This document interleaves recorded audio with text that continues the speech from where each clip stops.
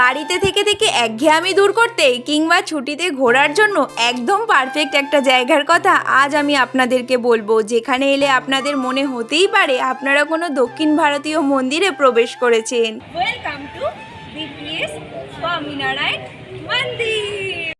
বিশ্বাস আর সৌন্দর্যের এক অভূতপূর্ব মেলবন্ধন হলো এই মন্দির। এটি হলো পশ্চিমবঙ্গের মহানগরীর উপকণ্ঠে অবস্থিত শ্রী স্বামীনারায়ণ মন্দির। কলকাতার খুব কাছেই অবস্থিত হওয়ায় একদিনের জন্য ঘুরে আসার একদম পারফেক্ট একটা জায়গা। এই মন্দিরের সবচেয়ে আশ্চর্য বিষয় হলো এই মন্দির কোনো ইট পাথর কিংবা সিমেন্ট দিয়ে তৈরি হয়নি, তৈরি হয়েছে বড় বড় আকারে স্যান্ডস্টোন দিয়ে। আর এই স্যান্ডস্টোনগুলো এসেছে সুদূর রাজস্থান থেকে। আপনারাই দেখুন কতটা হাতের নিখুঁত কাজ।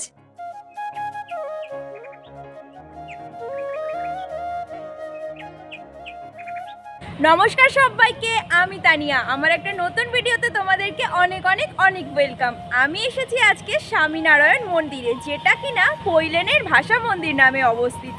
তো আজকে পুরো ব্লগটা তোমরা দেখতে থাকো। আজকের এই ব্লগে তোমাদেরকে দেখাবো কোথায় এই মন্দির অবস্থিত, কিভাবে আসবে, কোথায় কি কুপন পাওয়া যায়, কি কাটতে হয়, জুতো কোথায় রাখতে হয়, সবটা আজকে এই ব্লগে তোমাদেরকে দেখাবো। তো চলুন তাহলে শুরু করি। এই মন্দির কিভাবে আসতে হয়। কলকাতা থেকে সড়ক পথের এই মন্দিরের দূরত্ব হলো 21 কিলোমিটার। ধর্মতলা বাসস্ট্যান্ড থেকে আমতলা, নামখানা কিংবা যে কোনো বাসে চেপে 40 থেকে 45 মিনিটের মধ্যেই পৌঁছে যেতে পারেন এই মন্দির। অথবা আপনারা ট্রেনে করে আসতে চাইছেন, তাহলে আপনারা মাঝেরহাট স্টেশনে নেমে একইভাবে এই মন্দিরে আসতে পারেন। আপনারা যদি বাসে করে আসেন, তাহলে বাস আপনাদের এই পৈলান মন্দিরের সামনেই নামিয়ে দেবে। আর মন্দিরের মূল প্রবেশদ্বার মানে 2 নম্বর গেটের বাইরে লেখা আছে মন্দিরের সময় বলি, মন্দির কখন খোলা হয়, মন্দিরের পুজোর সময়, সব কিছু এই মন্দিরের বাইরেই লেখা আছে। তারপর মন্দিরের মূল প্রবেশদ্বার দিয়ে ডান দিকে ঢুকে গেলে দেখতে পাবেন যে পার্কিং এরিয়া। আমি এখন আছি এই পার্কিং এর সামনে। পার্কিং এর পিছনেই দেখো ওই কাকুটা বসে আছে। কাকু হচ্ছে টাকা নেয় কত কি, গাড়ি রাখতে কত, বাইক রাখতে কত, তারপর তোমার কেউ যদি ট্যুরিস্ট বাস আসে তাহলে তার জন্য রেট কত, মানে কত টাকা ভাড়া লাগে। তোমাদের সাথে আমি একটা চার্টের মাধ্যমে দেখিয়ে দিচ্ছি, তোমরা ওই চার্টটা দেখে নাও, তাহলেই তোমরা পুরোটা বুঝে যাবে। তো তোমরা গাড়ি পার্কিংয়ের রেট দেখে নিলে তো, তাহলে চলো এবার মন্দিরে যাওয়া যাক। বাদিকের রাস্তা দিয়ে সোজা চলে গেলেই পাবে মূল মন্দির। আর এই মন্দিরের শুরুতেই আছে সুন্দর একজোড়া চরম পাদুকা। যখন এই মন্দির একদম প্রথমে শুরু হয়েছিল, তখন এই সাদা অংশের মধ্যে জল দেওয়া থাকতো, কিন্তু এখন আর জল দেওয়া নেই। এছাড়া মন্দিরের এত সুন্দর কাজ দেখে তোমাদের কিন্তু মনে হতেই পারে যে তোমরা কোনো রাজার রাজ দরবারে প্রবেশ করেছো, যেখানে আছে হাতি, ঘোড়া, সৈন্য, সব কিছু। ইতিহাস থেকে জানা যায় ভগবান স্বামীনারায়ণ গঙ্গাসাগরের কপিল মুনির দর্শনের জন্য এই স্থান দিয়ে গিয়েছিলেন। তাই পরবর্তীকালে তার অনুগামীরা এই সুবিশাল মন্দির তৈরি করেন এবং 2014 সালে আনুষ্ঠানিক পূজার মাধ্যমে জনসাধারণের জন্য খুলে দেওয়া হয় এই মন্দির। মন্দিরে ঢুকতে বাদিকেই তোমরা পেয়ে যাবে জুতো রাখার জায়গা। আর এখানে ফ্রি অফ কস্টেই জুতো রাখতে পারবে। এই ব্যাগটার মধ্যে জুতোগুলো ভরে ওনাদেরকে দিয়ে দিলে ওনারা একটা টিকিট দেবে। ওই টিকিটটা একটু গুছিয়ে রেখে দিলে আসার পথে ওই টিকিটটা আবার ওনাদেরকে দেখালে তোমাদেরকে জুতোটাও দিয়ে দেবে। তো এবার তাহলে মন্দিরের দিকে যাওয়া যাক। মন্দিরে যেহেতু ক্যামেরা অ্যালাউ নেই, তাই কোনো ভিডিও ক্লিপ করতে পারবো না। যেইটুকানি বাইরে থেকে করতে পারবো সেইটুকানি তোমাদেরকে দেখাবো। এটা হলো মন্দিরের বাইরের অংশ, মানে পিছনের দিকের অংশ। তো তোমরা অনেকেই হয়তো জানবে দিল্লির যে অক্ষরধাম টেম্পল রয়েছে, তার কিন্তু একটা ইউনিট হচ্ছে এই স্বামীনারায়ণ টেম্পল।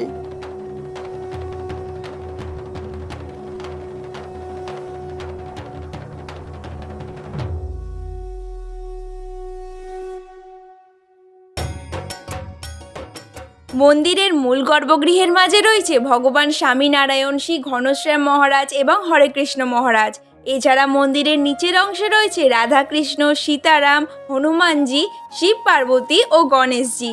এই মন্দির সকাল 8টা থেকে দুপুর 12টা অবধি খোলা থাকে, আবার বিকাল 4টে থেকে রাত 8টা অবধি খোলা থাকে। আর এই মন্দিরের নিচের অংশে আছে ভগবান স্বামীনারায়ণের একটা সোনার মূর্তি। কেউ যদি চায় ওনাকে স্নান করাবে, সেটাও করতে পারে কিছু মূল্যের বিনিময়। মন্দিরে পুজো দেওয়ার জন্য ভিতরে নানান ধরনের ডালা রয়েছে। সব থেকে লোয়েস্ট প্রাইস একবারে 50 টাকা, যেটা 50 টাকা দিয়ে শুরু হয়। দুজন পুজো দিতে পারবে ওই 50 টাকার ডালাতে। মন্দিরে মোট 4 বার আরতি হয়। সকাল 7:30টায় হয়, সিংহার আরতি, বেলা 11:15-তে হয় রাজভোগ আরতি, আর সন্ধে 6:45-এ সন্ধ্যা আরতি এবং রাত 8টার সময় হয় স্বয়ং আরতি।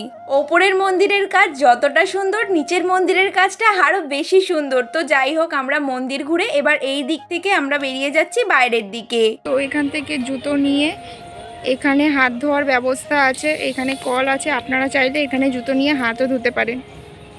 মন্দির থেকে বেরিয়ে পিছনের দিকে এলেই আছে ডান দিকে একটা স্টল, আর বাঁদিকে আছে সম্পূর্ণ নিরামিষ একটা রেস্টুরেন্ট। এদের এখানে অনেক বসার জায়গা আছে, এখানে তোমরা চাইলে বসে খেতেও পারো। আমরা যেহেতু বিকাল 4টের সময় গিয়েছিলাম, তাই আমাদের সেরকম খিদে পায়নি। তারপর ওখান থেকে সোজা হেঁটে চলে এলে তোমরা দেখতে পাবে অনেকগুলো বেদি করা আছে। এখানে মানুষজন বসে, বাচ্চারা খেলাধুলা করে, আর বাচ্চাদের জন্য অনেক অ্যাক্টিভিটি জায়গা আছে। তোমরা চাইলে সেখানেও বাচ্চাদেরকে নিয়ে যেতে পারো। আর এটা হলো একটা স্টল টাইপের, এখানেও বিভিন্ন ধরনের চা, কফি, আরো নানান ধরনের খাবার দাবার পাওয়া যায়। আর এই স্টলের পিছনেই আছে ওয়াশরুম, তার পাশেই আছে সুন্দর একটা ঘাস বেচানো মাঠ। ঘাস বেচানো না, এটা রিয়েল ঘাস। তো মাঠ আছে, এখানে বসে তোমরা অনেকক্ষণ টাইম স্পেন্ড করতে পারবে। আর এখানে আছে প্লেগ্রাউন্ড, বললাম না প্লেগ্রাউন্ড আছে, বাচ্চাদের জন্য অনেক কিছু অ্যাক্টিভিটি করার প্লেগ্রাউন্ড আছে। তো আমরা যেদিন ঘুরতে গেছিলাম সেদিন খুব বৃষ্টি হয়েছিল, তাই কাদা থাকার কারণে বাচ্চারা আর প্লেগ্রাউন্ডে মানে প্লের অ্যাক্টিভিটিতে আর ওঠেনি। আর আকাশটা দেখে তোমরা বুঝতেই পারছো আকাশটা কত অন্ধকার, এক্ষুনি আবার ঝেপে না বৃষ্টি চলে আসে। আর এই মন্দিরে সকালের সৌন্দর্য আলাদা, আর রাতের সৌন্দর্য আরও বেশি আলাদা, মানে আরও বেশি দ্বিগুণ ভালো লাগে। সব লাইটগুলো মন্দিরের যখন জ্বালিয়ে দেওয়া হয় তখন মন্দিরের সৌন্দর্যটা আরও দ্বিগুণ বেড়ে যায়। তোমাদেরকে বললাম না যে এখানে ট্যুরিস্টরাও ঘুরতে আসে, তারই প্রমাণ এই ট্যুরিস্ট বাস। এখানে অনেক দূর দূরান্ত থেকে লোকেরা এখানে দর্শন করতে আসে। মন্দির থেকে বাইরে বেরালে তোমরা দেখতে পাবে নানান ধরনের স্টল আছে। স্টল বলাটা ভুল, বাট ফুচকার গাড়ি, আইসক্রিমের গাড়ি, ভেলপুরি, তারপর পাপড়ি চাট, নানান ধরনের খাবার আছে, যার যেটা ইচ্ছা খেতে পারো। তো আমাদের দুই বান্ধবীর মন্দির দর্শন একেবারে কমপ্লিট। এখন সন্ধ্যা হয়ে গেছে, আর আকাশটা মানে আকাশের গতি খুব একটা ভালো না। আসার সময়তেও দেখলে যে বৃষ্টি হচ্ছিল, আর এখনো আকাশটা পুরো কালো হয়ে গেছে। তাই মা বারবার ফোন করছে যে এবার চলে আয় বাড়িতে। তাই এবারে আমরা বাড়ির পথে রওনা দেব।